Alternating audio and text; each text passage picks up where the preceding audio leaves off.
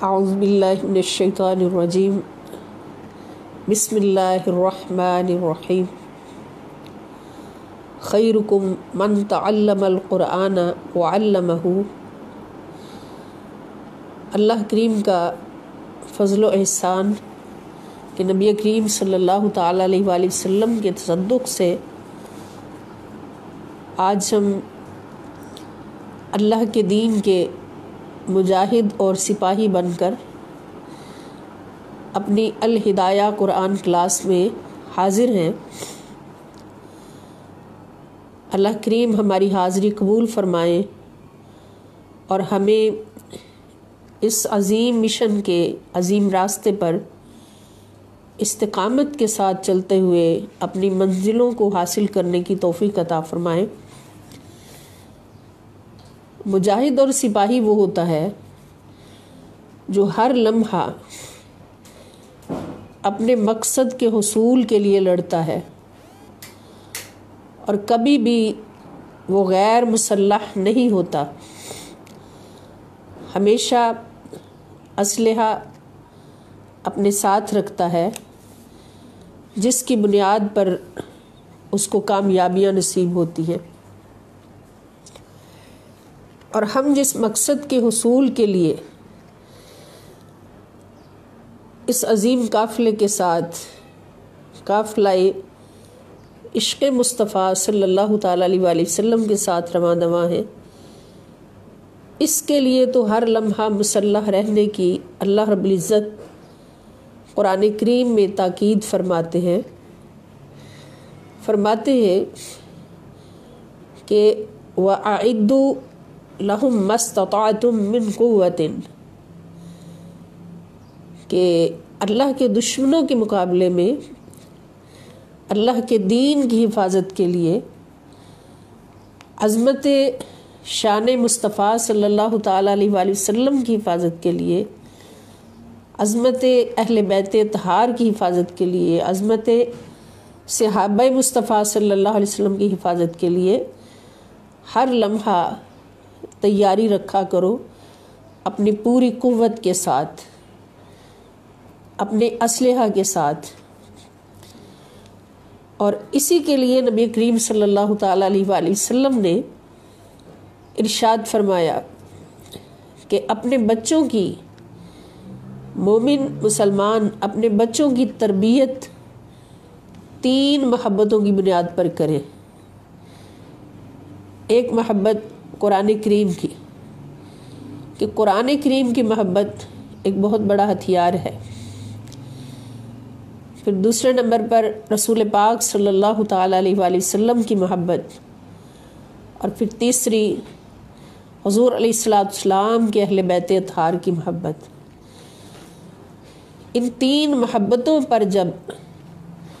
ایک مومن پروان چڑھتا ہے تو خدا کی قسم وہ ایک کامیاب مجاہد اور کامیاب سپاہی دین مصطفیٰ صلی اللہ تعالیٰ علیہ وآلہ وسلم کے لیے تیار ہوتا ہے، دین مصطفیٰ صلی اللہ علیہ وسلم کی حفاظت کے لیے تیار ہوتا ہے، عظمت مصطفیٰ صلی اللہ علیہ وسلم کی حفاظت کے لیے تیار ہوتا ہے۔ تو ہماری یہ خوش نصیبی کہ اللہ پاک نے اس راستے پر ہمارا چناؤ فرمایا، انتخاب فرمایا، اور ہمیں انہی ہتھیاروں کے ساتھ ہمیشہ مسلح رہ کر اپنے دین کی حفاظت کے لیے، اپنے دین کی نوکری کے لیے، اپنے دین کی خدمت کے لیے منتخب فرمایا۔ اور یہ یاد رکھیں کہ جب بھی کوئی دین متین کی خدمت کے لیے اٹھتا ہے یا اس کے لیے اپنے آپ کو پیش کرتا ہے، اپنی جان پیش کرتا ہے، اپنا مال پیش کرتا ہے، اپنی اولاد پیش کرتا ہے، تو یہ اس کا کوئی کمال نہیں ہوتا جب تک رب کریم کا فضل اس کے ساتھ شامل حال نہیں ہوتا۔ یہ اللہ کا چناؤ ہوتا ہے، اللہ رب العزت کی بارگاہ اقدس سے انتخاب ہوتا ہے دین کی خدمت کے لیے۔ تو ہم اپنے آپ کو اتنا خوش نصیب سمجھے کہ اللہ پاک نے اس راستے پر ہمیں توفیق عطا فرمائی، اور اپنے دین متین کی خدمت میں کچھ نہ کچھ حصہ ڈالنے کی ہمیں طاقت بخشی۔ اور یاد رکھیں کہ جب کوئی مسلمان مومن اپنے آپ کو بھی سنوار لیتا ہے قرآن کریم کی صحبتوں سے، قرآن کے درس سن کر، قرآن کی صحبتیں لے کر اور حدیث مصطفیٰ صلی اللہ تعالی وسلم کی صحبتیں لے کر سنوار لیتا ہے، اور اس کے دل میں یہ تین محبتیں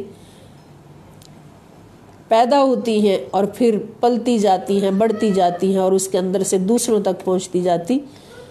تو اپنے آپ کو سنوارنا بھی دین کی خدمت ہے، اپنے آپ کو دین کے مطابق ڈھالنا بھی دین کی خدمت ہے۔ دوسروں کو سنوارنا اور دوسروں تک دین کی محبت پہنچانا، نبی پاک صلی اللہ علیہ وسلم کی محبت پہنچانا، یہ تو بہت بڑی خدمت ہے۔ اور اگر کوئی گھر بیٹھے اپنے آپ کو بھی سنوار لیتا ہے، اپنی بھی اصلاح کر لیتا ہے، تو یہ بھی دین کی خدمت ہے کہ اپنے نفس کے خلاف جنگ لڑتا ہے، سپاہی بن جاتا ہے، مجاہد بن جاتا ہے اور اس طرح سے اپنے آپ کو بھی سنوار لیتا ہے۔ اور جو انسان خود سنور جاتا ہے وہ پھر دوسروں کو سنوارنے کا بھی وسیلہ بن جاتا ہے۔ تو اللہ پاک سے دعا ہے کہ اللہ کریم ہمیں اس اعلیٰ مشن میں، اعلیٰ مقصد میں کامیابی عطا فرمائے، اور ہم تحریک منہاج القرآن انٹرنیشنل کے عظیم سپاہی اور مجاہد بن کر حضور شیخ الاسلام پروفیسر ڈاکٹر محمد طاہر القادری مد ظلہ العالی کے زیر سایہ اپنی زندگی کے اعلیٰ مقصد کو حاصل کر سکیں، اور اپنی زندگی کے شب و روز ضائع کرنے سے بچتے ہوئے ان کو اللہ رب العزت کی بارگاہ اقدس میں بہت قیمتی بنا سکیں۔ میں نے عرض کیا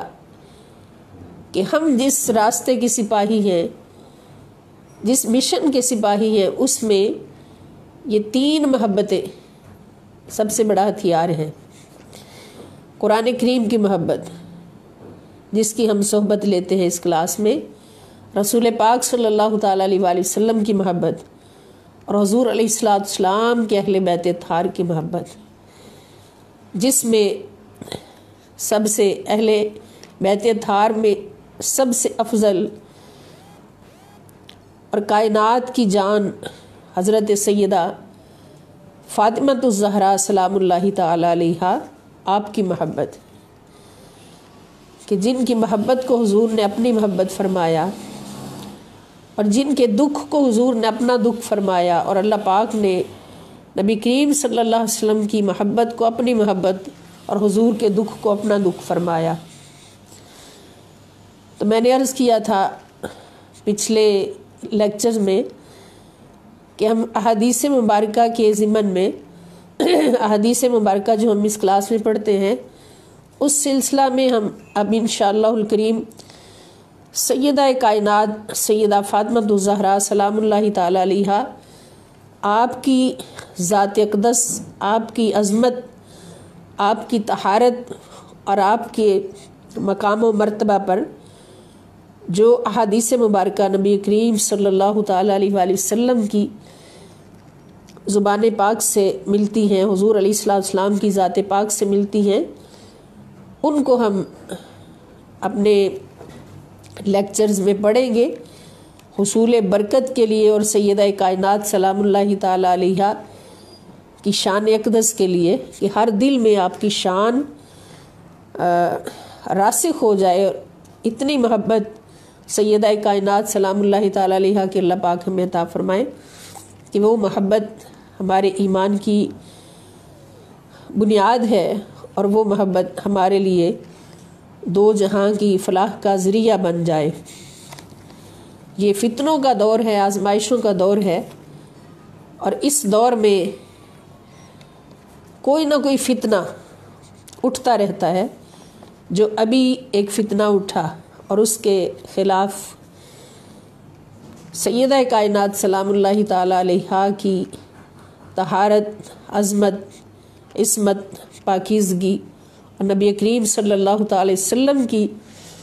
نسبت سے آپ کا مقام عالی شان اللہ رب العزت کی بارگاہ میں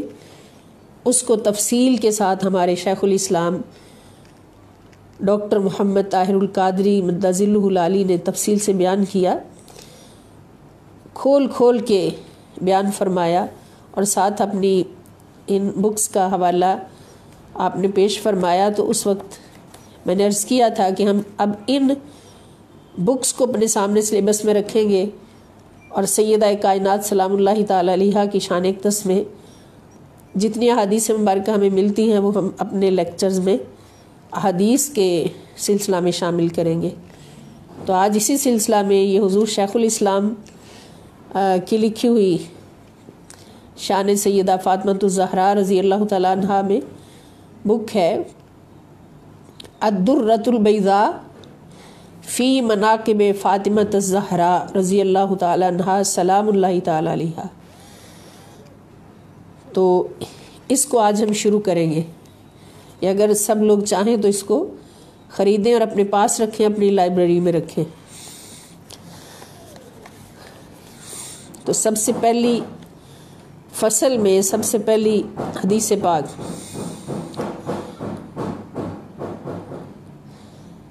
کہ سیدہ کائنات سلام اللہ تعالی علیہا کا گھرانہ اہل بیت ہے۔ آل فاطمہ سلام اللہ علیہا اہل البیت،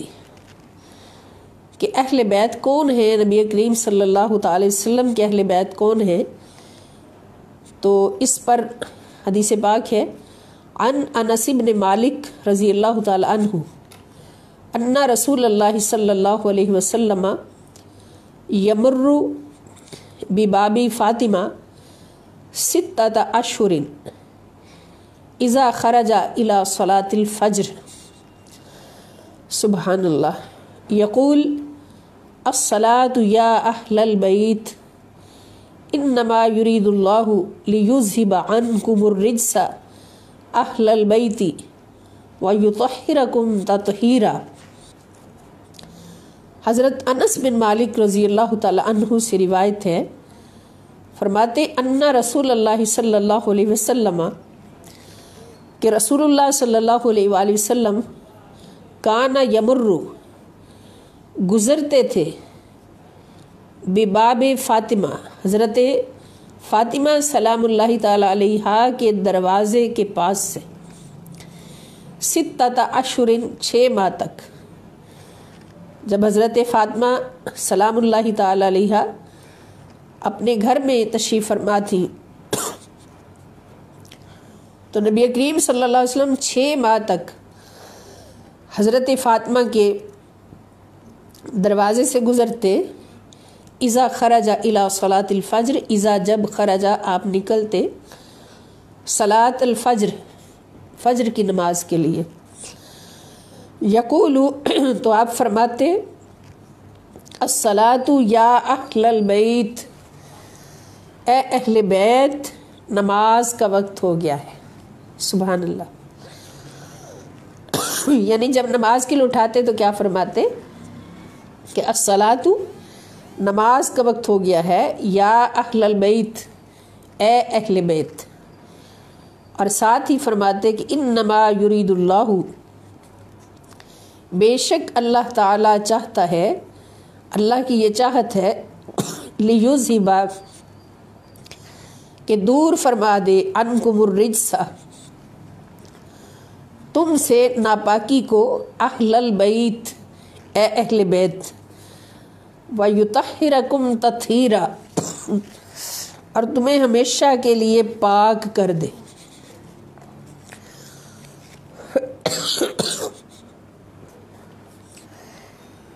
یعنی سمجھ کے آئی کہ اہل بیت کون ہے؟ حضرت سیدہ فاطمہ الزہراء سلام اللہ تعالی علیہا کا گھرانہ، حضرت فاطمہ، حضرت علی، حضرت امام حسن، امام حسین علیہ الصلاۃ والسلام، یہ حضور علیہ السلام کے اہل بیت ہیں، اور حضور نے فرما دیا تھا کہ میری آل فاطمہ ہوگی، فاطمہ کی اولاد میری آل ہوگی۔ تو سادات کرام یہ نسل ہیں حضرت سیدہ فاطمہ الزہراء سلام اللہ تعالی علیہا کی۔ اس سے پتہ چلا ہمیں کہ جیسے نبی کریم صلی اللہ تعالیٰ علیہ وآلہ وسلم بے مثال ہیں، لا شریک ہیں، ایسے ہی حضرت سیدہ فاطمہ الزہرا سلام اللہ تعالیٰ علیہا بے مثال ہیں، لا شریک ہیں، کہ ہر کسی کی نسل بیٹوں سے چلتی ہے، مگر فقط یہ حضرت فاطمہ سلام اللہ تعالیٰ علیہا کی شان ہے کہ حضور نے فرمایا کہ میری نسل فاطمہ سے چلے گی۔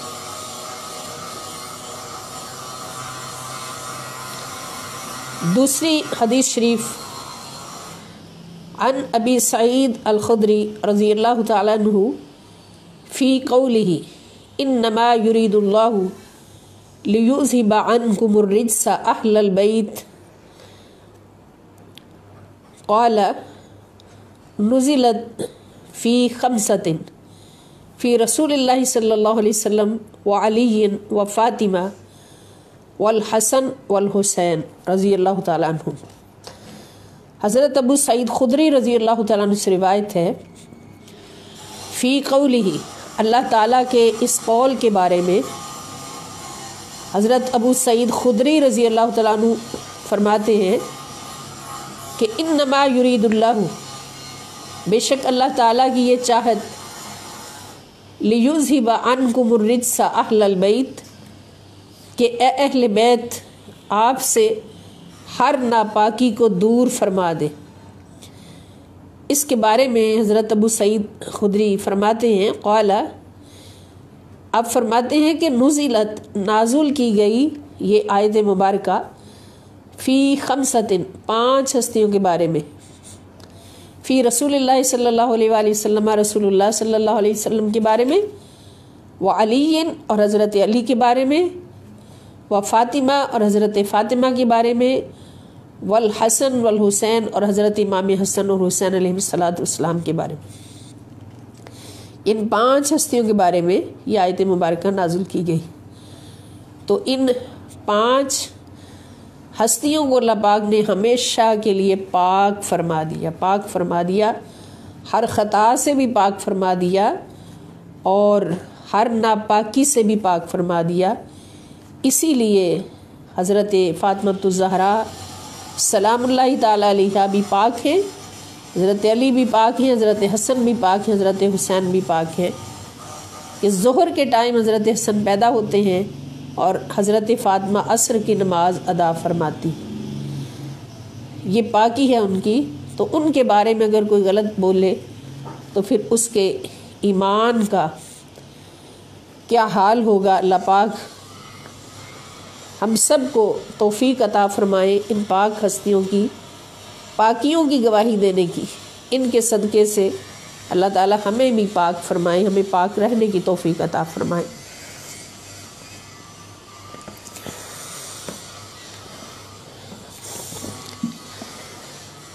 آج کا ہمارا قرآن کریم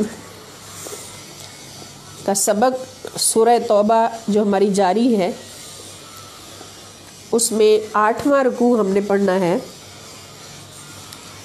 اس میں آپ سب جانتے ہیں کہ جہاد کی فرضیت جب دشمن اسلام پر یا اسلامک اسٹیٹ پر حملہ کرنے کی تیاری کر رہا ہو تو اللہ رب العزت کی طرف سے ایک زوردار آرڈر ہوتا ہے، جلالی آرڈر ہوتا ہے کہ فوراً جہاد کے لیے تیار ہو جاؤ، اور اس وقت ہر مسلمان پر جہاد فرض ہو جاتا ہے۔ تو اس میں فرضیت جہاد بھی ہے، اور پھر جو بہانے ڈھونڈے جہاد پر نہ جانے کے اور اجازت مانگے کہ ہماری یہ مجبوری ہے، یہ مجبوری ہے، تو ان کو قرآن کریم نے منافقین میں شمار فرمایا۔ اور پھر جہاد کرنے کے بعد جو مال غنیمت حاصل ہوتا ہے اس کی تقسیم کے بارے میں احکام ہیں، اور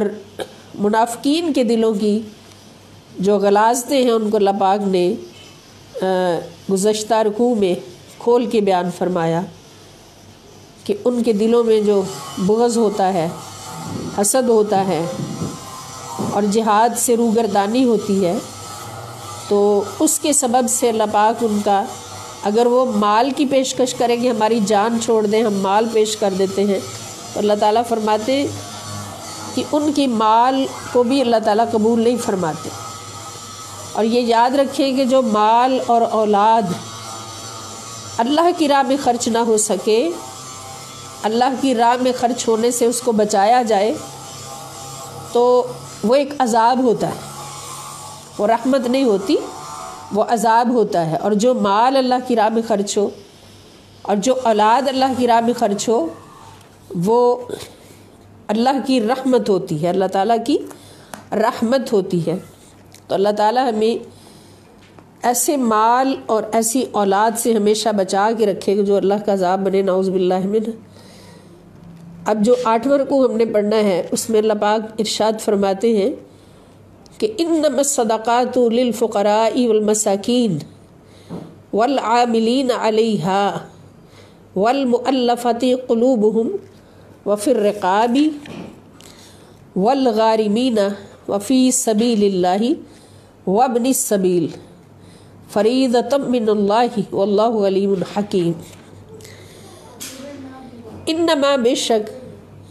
الصدقات صدقات، اب یہاں صدقات سے مراد ہے زکوٰۃ، کہ جو زکوٰۃ مسلمان اپنے مال سے ادا کرتے ہیں، اور اس زکوٰۃ کے بارے میں ہم ڈیٹیل پڑھ چکے ہیں گزشتہ اسباق میں، کہ جو مال ضرورت سے زیادہ بچ جائے اس پر زکوٰۃ فرض ہے، اور مال کا 40واں حصہ زکوٰۃ نکالنی ہوتی ہے۔ تو اس کے لیے مختلف کیٹیگریز میں ڈیٹیل موجود ہے کہ سونا کتنا ہو، 7.5 تولے سونا ہو تو اس سے زکوٰۃ سٹارٹ ہو جاتی ہے، اور پھر جتنا بھی وزن ہو، 7.5 تولے سے کم ہو تو اس پر زکوٰۃ نہیں ہوگی۔ سونا اپنی جنس میں ہو 7.5 تولے تو اس پر زکوٰۃ واجب ہوتی ہے۔ اسی طرح چاندی 52.5 تولے ہو تو اس پر زکوٰۃ فرض ہو جاتی ہے، اور 52.5 تولے چاندی کے برابر اگر گھر میں پیسے موجود ہوں تو ان پر بھی زکوٰۃ فرض ہو جاتی ہے۔ تو پھر جن کے پاس بہت مال ہے، مال کی کثرت ہے اور حساب ہی کوئی نہیں، تو پھر ان پر زکوٰۃ بھی تو بے حساب فرض ہوتی ہے۔ تو اگر وہ زکوٰۃ نہیں ادا کرتے تو پھر ان پر بہت بڑا عذاب دنیا میں بھی، کہ دنیا میں ان کا مال ہی اس قابل نہیں کہ اللہ کی راہ میں خرچ ہو، اور جو اللہ کی راہ میں خرچ نہ ہو فرض کے باوجود بھی، تو وہ عذاب ہے۔ اور پھر آخرت میں بھی اس کا عذاب بہت بڑا ہوگا۔ اللہ پاک ہمیں محفوظ فرمائے اور ہمیں پوری زکوٰۃ دینے کی توفیق عطا فرمائے۔ اب زکوٰۃ کے مصارف کیا ہیں، زکوٰۃ کہاں پہ خرچ ہو سکتی ہے؟ اللہ تعالیٰ فرماتے ہیں انما الصدقات، بے شک صدقات یعنی زکوٰۃ، للفقراء فقراء کے لیے ہے، والمساکین اور مساکین یعنی محتاجوں کے لیے، جن کے پاس زیادہ نہ ہو خرچ کرنے کے لیے، بہت کم رزق ہو، والعاملین علیہا، عاملین عمل کرنے والے، کام کرنے والے، علیہا اس زکوٰۃ پر،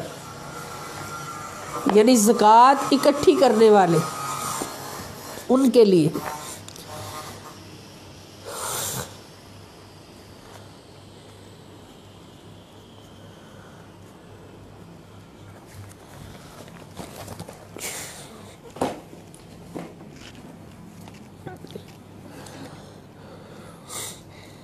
انما صدقات، بے شک صدقات یعنی زکوٰۃ کس کے لیے؟ فقراء کے لیے اور مساکین کے لیے، اور جو زکوٰۃ اکٹھی کرنے پر کام کرنے والے ان کے لیے، والمؤلفۃ قلوبہم، اور چوتھے نمبر پر وہ لوگ کہ جن کی تالیف قلب یعنی جن کے دلوں کو محبت میں موڑنا، یہ جن کے دلوں میں محبت پیدا کرنا، جن کی دلداری مقصود ہو، ان کو دی جا سکتی ہے۔ وفر رقاب، اور گردنیں چھڑانا یعنی غلاموں کو آزاد کرنے کے لیے، غلاموں کو آزاد کروانے کے لیے بھی زکوٰۃ دی جا سکتی ہے۔ والغارمین اور مقروضوں کے لیے وفی سبیل اللہ اور اللہ تعالیٰ کی راہ میں سفر کرنے والوں کے لیے، اللہ تعالیٰ کی راہ میں کام کرنے والوں کے لیے، وابن السبیل اور مسافروں کے لیے۔ ابن السبیل کس کو کہتے ہیں؟ ابن ویسے اس کا مطلب ہوتا ہے بیٹا، اور سبیل کے معنی راستہ، راستے کا بیٹا یعنی مسافر۔ مسافروں کے لیے فریضۃ من اللہ، یہ فرض ہے اللہ تعالیٰ کی طرف سے۔ واللہ علیم حکیم، اور اللہ تعالیٰ خوب علم والا اور حکمت والا ہے۔ یعنی یہ سارے مصارف ہیں زکوٰۃ کے کہ ان کو زکوٰۃ دی جا سکتی ہے، کہ جس میں سب سے پہلے فقراء کا نمبر ہے کہ وہ لوگ جن کے پاس بہت کم پیسے ہوں یا ضرورت کی چیزیں بہت کم ہوں، اتنی کم ہو کہ مشکل سے گزارا ہو سکتا ہو ان کو، اور مساکین جو محتاج ہیں، پھر جو زکوٰۃ اکٹھی کرنے پر کام کرنے والے ہیں ان کو بھی اس میں سے اس کے صلے کے طور پر دیا جائے گا۔ والمؤلفۃ قلوبہم، اور جن کے دلوں کی تالیف مقصود ہو، یعنی دلداری مقصود ہو۔ تو اس میں 3 صورتیں بتائی گئی ہیں کہ کفار کے رئیسوں کو اس غرض سے دینا کہ وہ غریب مسلمانوں کو خود بھی اذیت نہ پہنچائیں اور دوسروں کو بھی اذیت پہنچانے سے رکے۔ جیسے آغاز اسلام میں تھا کہ مسلمان کفار کے قبضہ میں ہوتے تھے اور وہ ان کو تکلیفیں دیتے تھے، اب تو ماشاءاللہ اسلام کا دور ہے، اسلام کی حکومت ہے، اسلام کا غلبہ ہے، تو اس وقت یہ ضرورت تھی، اور اب بھی ضرورت علاقوں میں کچھ جگہوں پہ۔ تو سب سے پہلی صورت یہ ہے کہ کفار کو اس لیے دیا جائے کہ وہ مسلمانوں کو خود بھی اذیت نہ پہنچائیں اور دوسروں کو بھی اذیت پہنچانے سے روکیں۔ اور دوسری صورت ہے کہ کفار کو اسلام قبول کرنے کی رغبت دلانے کے لیے مالی امداد دینا، کہ کفار کو اس لیے وہ غریب ہیں اور ہمیں یقین ہے کہ یہ تھوڑی سی مدد سے اسلام کی طرف مائل ہو سکتے ہیں، تو پھر ان کو مالی امداد دیں اس غرض سے، اس نیت سے کہ وہ اسلام کی طرف راغب ہو جائیں، اسلام کو قبول کر لیں۔ اور تیسری صورت ہے کہ نو مسلموں کی خاطرداری کے لیے ان کی اعانت کرنا، کہ کسی نے اسلام قبول کیا ہے، نیا اسلام قبول کیا ہے، نو مسلم ہے، تو اس کی دلجوئی کے لیے، اس کی خاطرداری کے لیے اس کی خدمت کرنا زکوٰۃ میں سے، تاکہ وہ پھر کفر کی طرف مائل نہ ہو جائیں۔ اور نبی کریم صلی اللہ تعالیٰ علیہ وآلہ وسلم نے ان تینوں کیٹیگریز کے لوگوں کو فراخ دلی سے عطا کیا۔ زکوٰۃ جب حضور بانٹتے تو ان تینوں قسم کے لوگوں کو فراخ دلی سے بانٹتے تھے۔ اور بعض علماء کرام فرماتے ہیں کہ جب اسلام غالب آ گیا تو پھر یہ شک منسوخ ہو گئی، لیکن بعض مفسرین کرام کے نزدیک یہ ہے کہ یہ سلسلہ ابھی تک جاری ہے اور جاری رہنا چاہیے۔ یہ مصرف ابھی باقی ہے، اور خلیفہ وقت جب بھی ضرورت محسوس کرے تو تالیف قلوب کے لیے ضرور زکوٰۃ دے۔ بعض علاقوں میں ایسا ہو سکتا ہے کہ وہاں اس مصرف کی ضرورت پڑے۔ اور پھر والغارمین، اور قرض دار، جنہوں نے قرض ادا کرنا ہے، تو قرض دار وہ کہ جس کے پاس قرض ادا کرنے کے لیے پیسے بالکل ہیں ہی نہیں ہیں اور آ بھی نہیں سکتے، مجبور ہے، تو اس کی بھی زکوٰۃ سے مدد کی جا سکتی ہے۔ لیکن اس میں ایک شرط ہے، شرط یہ ہے کہ اس نے یہ قرض کسی برے کام کے لیے نہ لیا ہو اور نہ ہی وہ فضول خرچی کی وجہ سے لیا، فضول خرچی کی وجہ سے یہ قرض نہ لیا ہو، جیسے آج کل رواج ہے، بلکہ ایک پختہ روایت بن چکی ہے کہ شادیوں میں اتنا خرچ کرنا ہے کہ چاہے کروڑوں قرض لینا پڑے، لاکھوں قرض لینا پڑے، لیکن خرچ ضرور کرنا ہے، بے بہا خرچ کرنا، اور یہ سب فضول خرچی۔ اور پھر جب قرض نہ اترے تو پھر رشتہ داروں سے کہنا چلیں آپ زکوٰۃ ہی دے دیں جس سے ہم قرض اتار لیں، تو ایسی صورت میں زکوٰۃ ان کے لیے جائز نہیں ہوتی۔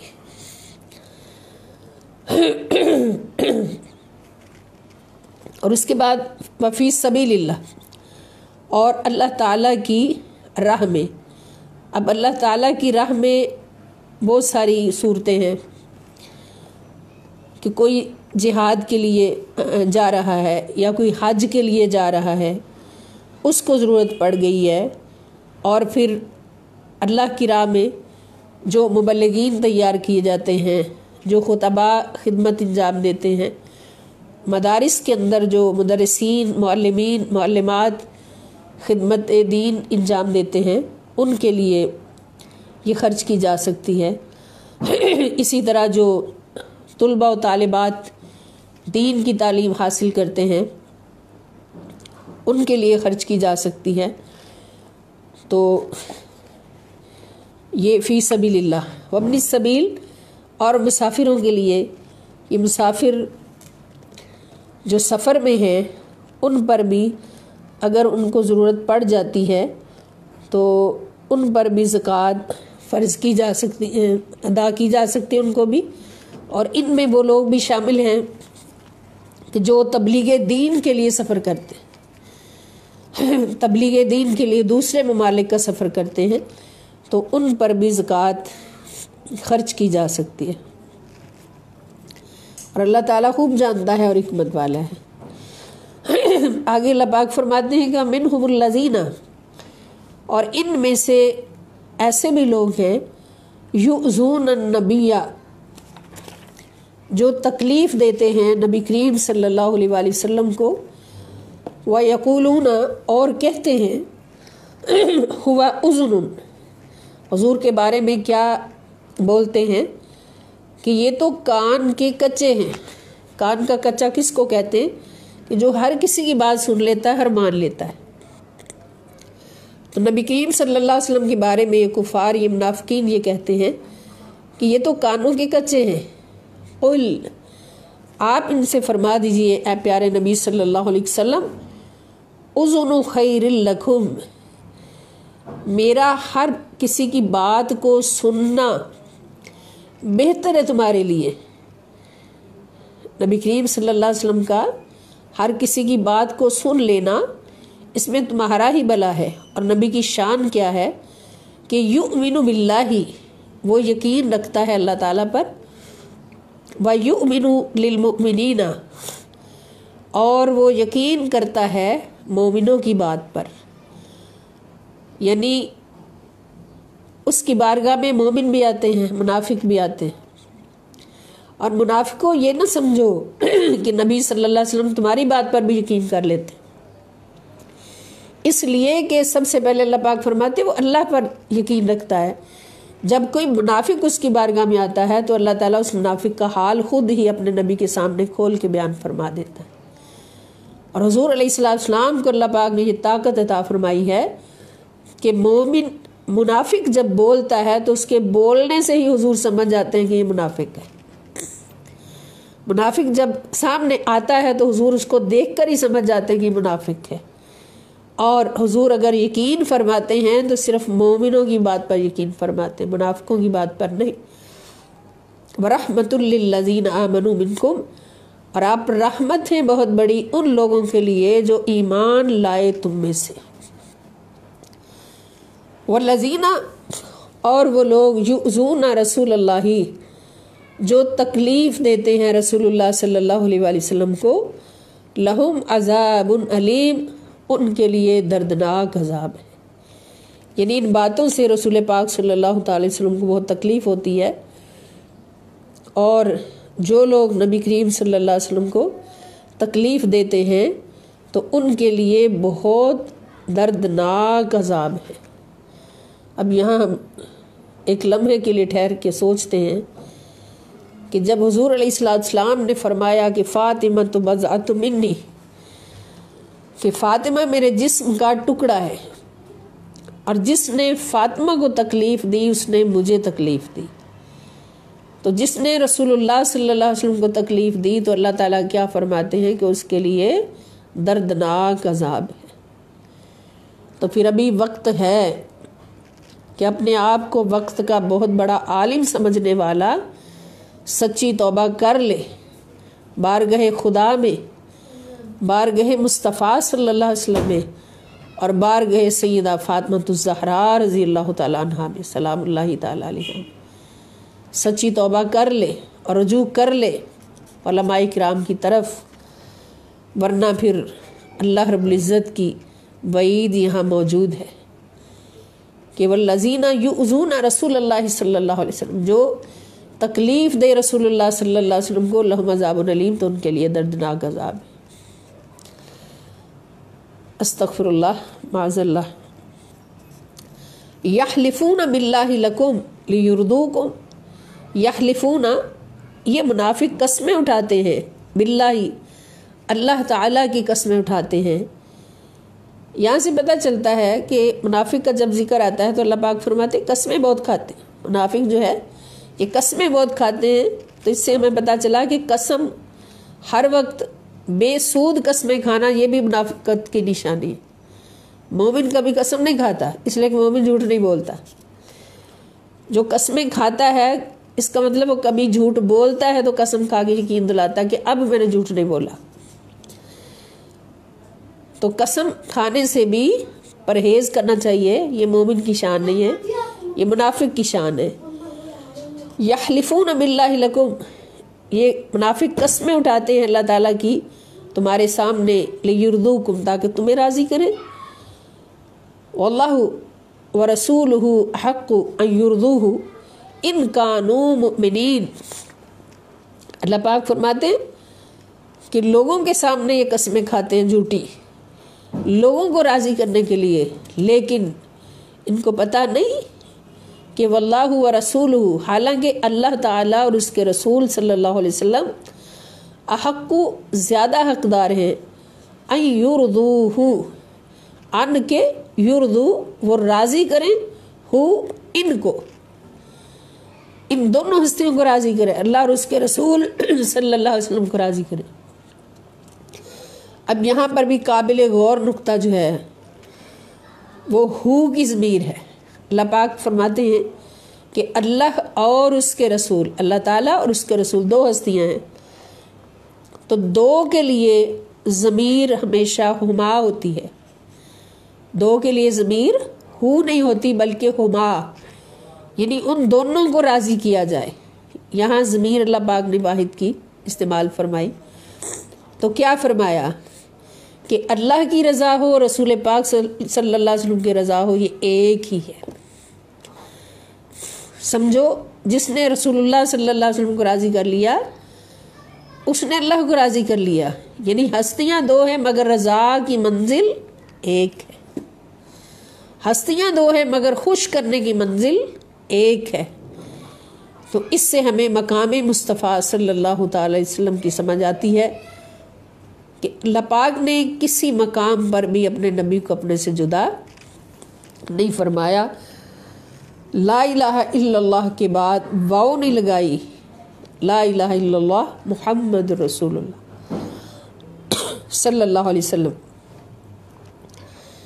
اسی لیے اعلیٰ حضرت نے فرمایا کہ وہ خدا نہیں بخدا نہیں. اب یہاں کوئی کہے کہ یہ تو شرک ہو گیا کہ ضمیر ایک ہے، اللہ اور اس کو رسول کو اکٹھا کر دیا، اللہ اور اس کے رسول کو ایک کر دیا، رسول پاک صلی اللہ علیہ وسلم کو بھی اللہ بنا دیا. نہیں، اللہ اللہ ہے، رسول پاک صلی اللہ علیہ وسلم رسول ہیں، اللہ کے رسول ہیں، اللہ کے بندے ہیں. لیکن یہ واحد کی ضمیر ہمیں بتا رہی ہے کہ وہ خدا نہیں بخدا نہیں، وہ مگر خدا سے جدا نہیں. وہ ہیں کیا مگر وہ ہیں کیا نہیں، یہ محب حبیب کی بات ہے. اللہ اور اس کا رسول کبھی جدا نہیں ہوتے. جہاں خدا ہے وہاں مصطفیٰ ہے، جہاں مصطفیٰ ہے وہاں خدا ہے. بس عقیدہ ہمارا یہ ہے کہ اللہ اپنی طاقت سے سب کچھ ہے اور مصطفیٰ صلی اللہ علیہ وسلم اللہ کی عطا کردہ طاقت سے سب کچھ ہے. اور اللہ تعالیٰ نے اپنے نبی کو کبھی بھی اپنے سے جدا نہیں کیا، پوری کائنات کے مالک بھی بنا دیا، مختار بھی بنا دیا، حاکم بھی بنا دیا، بادشاہ بھی بنا دیا۔ اور اس بات پر یقین کر لے منافق، ان کانوا مومنین، اگر یہ مومن بننا چاہتے ہیں، اگر یہ مومن ہونے کا دعویٰ کرتے ہیں، تو ان کو اس بات پر یقین کرنا ہوگا کہ اللہ کے رسول کی رضا ہی اللہ کی رضا ہے، اور ان ہستیوں کو راضی کرنا ہوگا، اللہ تعالیٰ کو، رسول پاک صلی اللہ علیہ وسلم کو اکٹھے راضی کرنا ہوگا۔ اب یہاں پر یہ نقطہ بھی سمجھ آتا ہے کہ جو کہے کہ صرف اللہ کی رضا ضروری ہے، نبی پاک صلی اللہ علیہ وسلم کی رضا ضروری نہیں، صرف اللہ کو راضی کرنا چاہے اور رسول پاک صلی اللہ علیہ وسلم کو کہہ دے کہ ضروری نہیں ہے، تو وہ بھی منافق ہے، وہ سب سے بڑا منافق ہے جو رسول پاک صلی اللہ تعالیٰ علیہ وسلم کو اللہ تعالیٰ سے جدا سمجھے، اللہ کی رضا کو، نبی پاک صلی اللہ علیہ وسلم کی رضا کو اللہ کی رضا سے جدا سمجھے، نبی پاک صلی اللہ علیہ وسلم کی محبت کو اللہ کی محبت سے جدا سمجھے، وہ سب سے بڑا منافق ہے۔ اس لیے کہ منافقت ہے ہی، منافقت کی بنیاد ہی نبی پاک صلی اللہ علیہ وسلم سے دوری ہے، حضور کے مقام و مرتبہ کو سمجھنے سے دوری ہے، حضور علیہ السلام کو اللہ پاک نے جو مقام دیا ہے اس کو تسلیم کرنے سے دوری ہے، یہ سب سے بڑی منافقت ہے۔ تو منافق کی سب سے بڑی نشانی یہی کہ اللہ، نبی کریم صلی اللہ علیہ وسلم کو اللہ سے الگ سمجھے، دور سمجھے۔ ہستیاں دو ہیں مگر جدائی قبول نہیں، دوری قبول نہیں، یہ ایمان ہے۔ تو اللہ پاک نے واضح فرما دیا کہ اگر تم کہتے ہو کہ ہم مومن ہیں تو یہ ماننا پڑے گا کہ رسول پاک صلی اللہ علیہ وسلم کی رضا اللہ کی رضا ایک ہے، رسول اللہ سے جدا کبھی بھی نہیں ہے، بخدا خدا کا یہی ہے در، نہیں اور کوئی مفر مقر، جو وہاں پہ ہو یہیں آ کے ہو، جو یہاں نہیں وہ وہاں نہیں۔ جو رسول پاک صلی اللہ علیہ وسلم کے در پہ قبول ہو گیا، جس نے رسول پاک صلی اللہ علیہ وسلم کو راضی کر لیا، اس نے خدا کو راضی کر لیا۔ اور یہ ہو کی ضمیر یہی ہمیں بتا رہی ہے کہ در ایک ہی ہے، آ جاؤ رسول پاک صلی اللہ علیہ وسلم کو راضی کر لو، یہی رضا اللہ کی رضا ہے۔ جب رسول نے کہہ دیا میں راضی ہوں تو اللہ اسی وقت راضی ہو گیا۔ رسول پاک صلی اللہ علیہ وسلم کی رضا ہی اللہ کی رضا ہے، تو پھر دو کیسے ہو گئی؟ جب حضور کی رضا ہی اللہ کی رضا ہے تو پھر دو کیسے ہو گئی؟ اس لیے مومن وہی ہے جو نبی پاک صلی اللہ علیہ وسلم کو ہمیشہ اللہ کے ساتھ سمجھتا ہے، اللہ سے دور کبھی بھی نہیں کرتا، الگ نہیں کرتا۔ علم یعلموا، کیا وہ نہیں جانتے؟ انہ من یحادد اللہ ورسولہ فان لہ نار جہنم خالدا فیہا۔ علم یعلموا، کیا وہ نہیں جانتے؟ انہ، کہ بے شک، من یحادد اللہ، کہ جو مخالفت کرتا ہے اللہ تعالیٰ کی، یحادد مخالفت کرتا ہے اللہ تعالیٰ کی، ورسولہ اور اس کے رسول صلی اللہ علیہ وسلم کی، فَأَنَّ لَهُ نَارَ جَهَنَّمَ، تو بے شک اس کے لیے جہنم کی آگ ہے، استغفر اللہ، خالداً فیہا، اس میں وہ ہمیشہ ہمیشہ رہے گا۔ ذالک الخزی العظیم، اس میں وہ ہمیشہ ہمیشہ رہے گا۔ ذالکہ، یہ الخزی العظیم، بہت بڑی رسوائی ہے، اور یہ بہت بڑی رسوائی ہے، استغفر اللہ، معاذ اللہ۔ اب یہاں دیکھ لیں کہ اللہ تعالیٰ نے یہ نہیں فرمایا کہ جو اللہ سے مخالفت کرتا ہے صرف اللہ سے مخالفت کرتا، نہیں، اللہ اور اس کے رسول کی مخالفت بھی ایک ہے۔ جس نے رسول پاک صلی اللہ علیہ وسلم کی مخالفت کی، اس نے اللہ کی مخالفت کی، تو ان کے لیے جہنم کی آگ ہے، اور یہ بہت بڑی رسوائی ہے۔ اور مخالفت ہم دیکھ سکتے ہیں کہ اللہ اور اس کے رسول صلی اللہ علیہ وسلم کی مخالفت کیسے ہوتی ہے، کہ جب اللہ اور اس کے رسول صلی اللہ تعالیٰ علیہ وآلہ وسلم کے حکم کو ریجیکٹ کیا جاتا ہے، نعوذ باللہ، حکم کو مانا نہیں جاتا بلکہ اس کی اپوزیشن میں اللہ اور اس کے رسول صلی اللہ علیہ وسلم کے احکام کی اپوزیشن میں عمل کیا جاتا ہے، مال خرچ کیا جاتا ہے، وقت خرچ کیا جاتا ہے۔ اللہ رب العزت نے جو چاہا، رسول پاک صلی اللہ علیہ وسلم نے جو نظام عطا فرمایا اللہ کے حکم سے، اس نظام کی خلاف ورزی ہوتی ہے۔ جیسے آج ہم دیکھ رہے ہیں کہ خلاف اسلام، خلاف شریعت اتنا کچھ ہو رہا ہے۔ دیکھیں، پورے معاشرے کو دیکھیں تو بہت کم اسلام نظر آ رہا ہے، بہت کم اسلامی احکام پر عمل نظر آ رہا ہے۔ اکثریت جو ہے وہ مخالف اسلام چلتی ہوئی نظر آ رہی ہے، اور آخر اس چلانے میں کسی کا تو حصہ ہے، برائیاں پھیلانے میں، بے حیائیاں پھیلانے میں، بے غیرتیاں پھیلانے میں، کہ میڈیا جتنا فاسٹ ہو گیا اتنی بے غیرتیاں، بے حیائیاں یہ بھی فاسٹ ہو گئی۔ عورت جس کو اسلام نے چھپ کر رہنے والی چیز بنایا، ایک نازک چیز بنا کر پردے میں رکھنے کے لیے پیدا کیا، اس عورت کو سر عام ننگا کر کے پیش کیا جا رہا ہے۔ اور اتنی ذلالت عورت کی ہو رہی ہے کہ عورت خود نہیں جانتی کہ مجھے کتنا ذلیل کیا جا رہا ہے، اور ذلیل ہو رہی کہ من یحادد اللہ ورسولہ فإن لہ نار جہنم خالدن فیہا، کہ جو اللہ کی مخالفت میں چلنے والا ہے، اللہ اور اس کے رسول صلی اللہ علیہ وسلم کی مخالفت میں چلنے والا ہے، اس کے لیے جہنم کی آتش، اس کو جب جہنم میں پھینکا جائے گا پھر وہ کہے گا کہ کاش میں نے ایسا نہ کیا ہوتا، اور یہ بہت بڑی رسوائی ہے۔ یحذر المنافقون، یحذر ڈرتے رہتے ہیں، المنافقون منافق لوگ، ان تنزل علیہم سورۃ تنبئہم بما فی قلوبہم۔ اب منافقوں کا کام کیا تھا کہ وہ ہر صورت کوشش کرتے، چھپ کر میٹنگز کرتے، عملاً کرتے نبی پاک صلی اللہ تعالی علیہ وسلم کو تکلیف پہنچانے کی باتیں،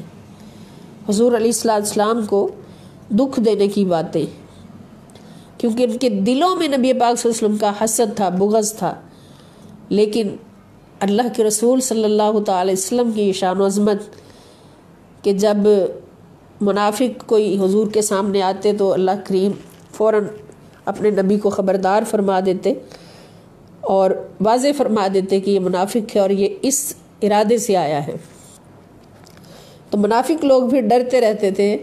کہ ابھی ہم کچھ سوچیں گے، کوئی عمل کریں گے تو فوراً قرآن کی آیت اتر آئے گی۔ یحذر المنافقون، ڈرتے رہتے ہیں منافق،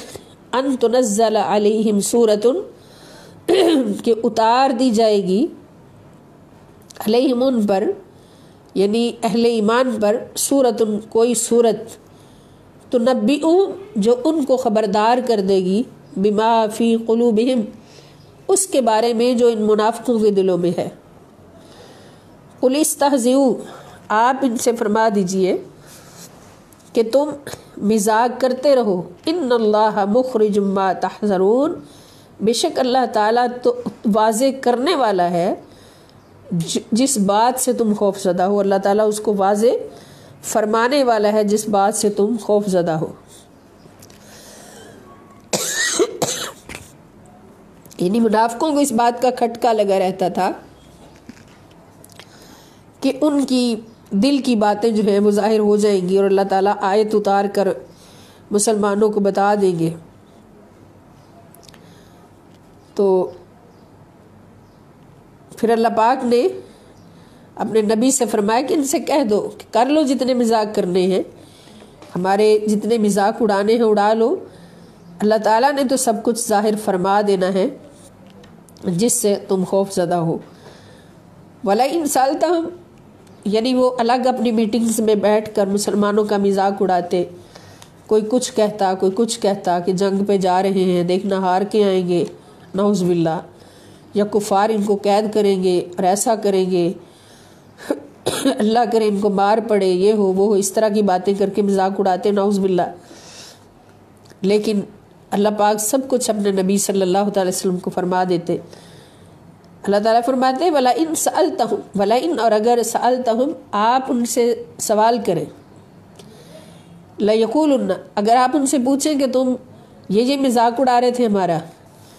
لَيَقُولُنَّ تو وہ ضرور کہیں گے اِنَّمَا بے شک کُنَّا ہم نَخُوضُ وَنَلْعَبُ ہم تو صرف دل لگی کر رہے تھے اور خوش طبعی کر رہے تھے، یعنی ہم تو کھیل تماشا کر رہے تھے، دل لگی کر رہے تھے۔ قل آپ فرمائیں ان سے آپ باللہ و آیاتہ و رسولہ کنتم تستہزئون، کیا باللہ اللہ کے ساتھ، و آیاتہ اور اس کی نشانیوں کے ساتھ، و رسولہ اور اس کے رسول کے ساتھ، کنتم تستہزئون تم مذاق اڑا رہے تھے، مذاق کیا کرتے تھے۔ یعنی ان صحابہ کا مذاق اڑانا، مجاہدین اسلام کا مذاق اڑانا، یا نبی اسلام صلی اللہ تعالی وسلم کی شان میں اس طرح کی کوئی گستاخی کرنا، تو جان جاؤ گے اللہ کی شان میں گستاخی ہے، اللہ کی آیات کی شان میں گستاخی ہے۔ تو اللہ پاک فرماتے ہیں ان سے کہہ دیں لا تعتذروا اب تم معذرت نہ کرو، بہانے نہ کرو، قد کفرتم بے شک تم نے کفر کیا ہے، بعد ایمانکم اپنے ایمان لانے کے بعد۔ تو اس سے ہمیں ایک درس ملتا ہے کہ اگر کوئی دین اسلام کے کسی بھی پہلو سے اس طرح کی کوئی گستاخی کرے، مذاق اڑائے، یا شریعت مطہرہ پر عمل کرتے ہوئے زندگی گزارنے والوں کا مذاق اڑائے، تو اس کے لیے بھی اللہ پاک کی طرف سے یہ وعید ہے کہ وہ کافروں میں شامل ہو جاتا ہے، وہ کفر کرتا ہے اللہ کی بارگاہ میں، اس نے ایمان لانے کے بعد کفر کیا۔ تو اللہ تعالیٰ فرماتے ہیں ان نعفو عن طائفۃ منکم ان اگر نعفو ہم معاف بھی کر دیں، عن طائفۃ کسی ایک گروہ کو، منکم ان میں سے، تم میں سے، نعذب تو ہم عذاب دیں گے، طائفتاً ایک گروہ کو، بأنہم کانوا مجرمین اس لیے کہ وہ اصلی مجرم ہیں۔ اس سے ہمیں معلوم ہوا کہ جو اس طرح کی بری حرکتیں کرنے والے ہیں ان میں کوئی بڑا ہوتا ہے اور کوئی اس سے پیچھے چلنے والا ہوتا ہے، تو جو بڑا ہوتا ہے اس کی شامت آتی ہے، اس کو سزا ملتی ہے، اس لیے کہ وہ بڑا مجرم ہوتا ہے، اس نے دوسروں کو اپنے پیچھے لگا کے اس برائی میں ملوث کیا ہوتا ہے، اور جو پیچھے لگنے والے ہوتے ہیں ان میں سے اللہ پاک فرماتے ہیں کہ کوئی ایسے بھی ہوں گے جن کو ہم معاف کر دیں گے، اس لیے کہ ان کا قصور نہیں تھا بلکہ ان کو اس طرف مائل کیا گیا تھا۔ اور جو برائی کا آغاز کرنے والے، یعنی اس سے دو کیٹیگریز بن جاتی ہیں کہ ایک برائی کا آغاز کرنے والے ہوتے ہیں، برائی کو رواج دینے والے ہوتے ہیں، برائی کو پھیلانے میں اپنی کوششیں خرچ کرنے والے ہوتے ہیں، وہ بڑے مجرم ہوتے ہیں۔ اور جو اس برائی میں کشش دیکھ کر یا ان کی دعوت دینے پر آ کے شامل ہو جاتے ہیں اور بے علم ہوتے ہیں، انوسنٹ ہوتے ہیں، تو ان کو تو اللہ تعالیٰ معاف فرما دیتے ہیں، لیکن جو بڑے مجرم ہوتے ہیں جنہوں نے سارا کچھ ارینج کیا ہوتا ہے، برائی کے اڈے بنائے ہوتے ہیں اور برائی کو پھیلایا ہوتا ہے، ان کو معافی نہیں ملتی۔ اللہ تعالیٰ فرماتے ہیں ان کو ہم عذاب ضرور دیں گے اس لیے کہ وہ بڑے مجرم ہیں۔ اللہ رب العزت ہمیں اپنی بارگاہ اقدس میں پاک صاف ستھری اور شریعت مطہرہ کے مطابق زندگی گزارنے کی توفیق عطا فرمائیں، اور منافقت سے ہمارے دلوں کو پاک صاف فرما دیں۔ وما علیہ الا البلاغ المبین۔ السلام علیکم ورحمۃ اللہ وبرکاتہ۔ کل انشاءاللہ کلاس ہماری 3 بجے سٹارٹ ہوگی، آج میٹنگ کی وجہ سے تھوڑی لیٹ ہوئی ہے۔ وإلی اللقاء انشاءاللہ الکریم۔